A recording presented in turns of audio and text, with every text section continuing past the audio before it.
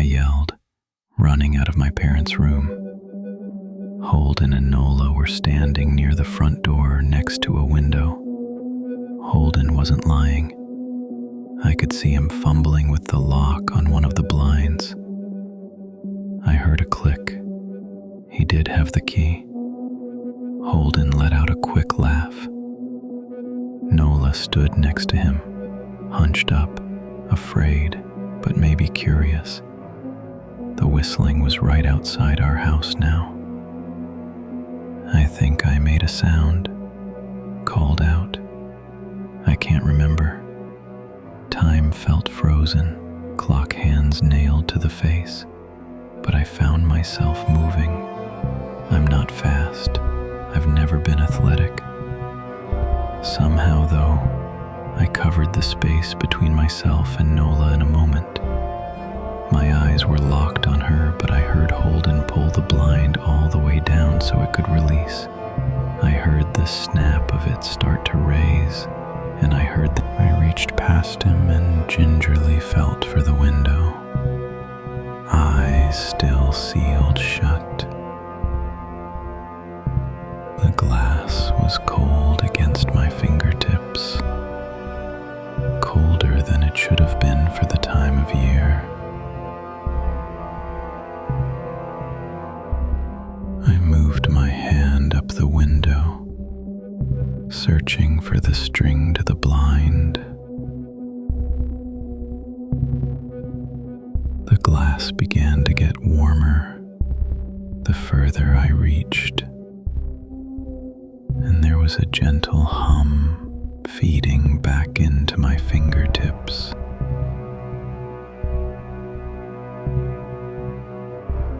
I tried not to think about what might be on the other side of the window. Finally, I touched the string and yanked the blinds shut. I opened my eyes. In the dim light leaking out from the kitchen, I could make out Holden, pale and small, staring at the now closed window. Holden, I asked again. He turned towards me and he screamed. Everything became a flurry of motion. Lights sparked to life in the hall, then the living room. My parents' footsteps thudded across the hardwood floor. I didn't turn to look back at them. My eyes were glued to Holden. He was pale, had bit his lip so hard there was a thin red line of blood running down his chin, and he'd wet himself.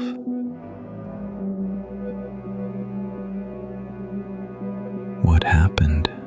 My dad asked from behind me.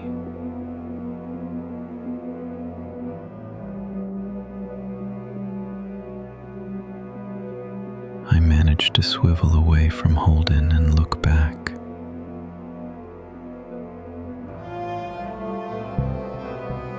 He looked. I'd never seen my dad scared before, but I saw it that night. In that moment, an old, ugly terror stitched on his face. A parent's fear.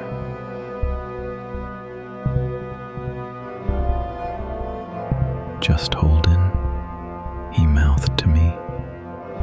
I nodded yes.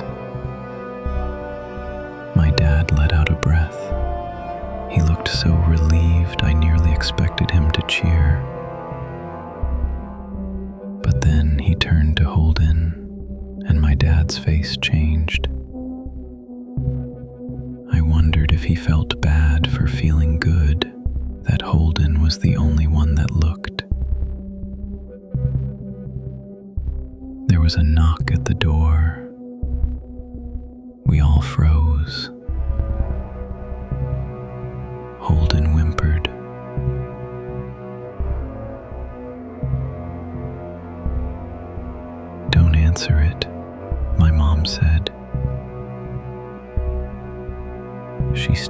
threshold of the hall. I'd always thought she was a skeptic. Knocking came back harder than before. The door shook. Then it stopped. After a long moment, I heard the knocking again. But it was coming from our back door. We all turned together towards the back door, but the knocking immediately returned to the front door. Front to back, back to front. Loud, then quiet, and loud again. Suddenly, the sound was coming from both doors at once. Big, heavy blows like a sledgehammer. Then something started rapping against all of the windows in the house, then the walls. It was like we were living inside a drum, with a dozen people trying to play at once. Or we were a turtle, and something was attempting to claw us out of our shell. "Stop!" Holden yelled. The knocking died. "I won't tell," Holden said, staring at the door. "I promise I won't tell anyone what I saw. Just please, go away." We waited for nearly a minute. Then we heard it. A soft tap, tap, tap. Coming from the window Holden had looked through earlier. Holden started to cry, sobbing like a prisoner, watching gallows being built outside their cell. My dad held him, brushed his hair, but never lied to him, never told him things would be okay. The tapping at the window went on for the rest of the night. We huddled together in the living room for I don't know how long. Eventually, my mom tried to take us kids into my room, while my dad stayed to watch the door. But the second we moved into my bedroom, the knocking came back, so loud it was possible to ignore. I was afraid the door couldn't take it. We went back to the living room, and the knocking stopped. Only the tap, tap, tap on the window remained. None of us slept that night. The tapping stopped around 7 a.m. That's about the time the sun comes up here. We waited another 2 hours before my dad opened the blinds from one window.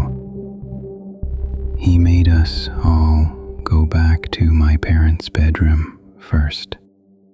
I heard him open the door, then come back in. "Okay," he told us. "It's done." Holden's parents came back around lunchtime. My mom and dad walked Holden over to his house, and they all went inside for quite a while. Nola and I watched from the window.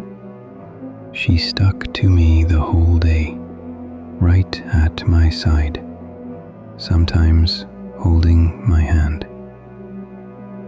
When my parents came back, they looked grim, but wouldn't tell us what they said to Holden's family. It was a Sunday, so we all spent the day together, ordered pizza, and watched movies. That night, everyone slept in my room, Nola and my mom in the bed with me. My dad in a chair he'd pulled over. There was no knocking that night, or any night since. We didn't see much of Holden or his parents for the rest of that week, but by Thursday there was a moving truck in their driveway. Nola and I watched them packing up the whole afternoon after school. What sticks with me most is how tired Holden and his parents looked. All three had the same pallor, grim mouths and lightless eyes. Even from across the street, I could tell something was very wrong. Holden and his family were gone before sunset. I remember what the original welcoming committee said to my parents when we moved in. Not everyone who looks at the Whistler dies, but even those that live have the light go out of them, and the rest of their lives are full of misfortune, a million little tragedies.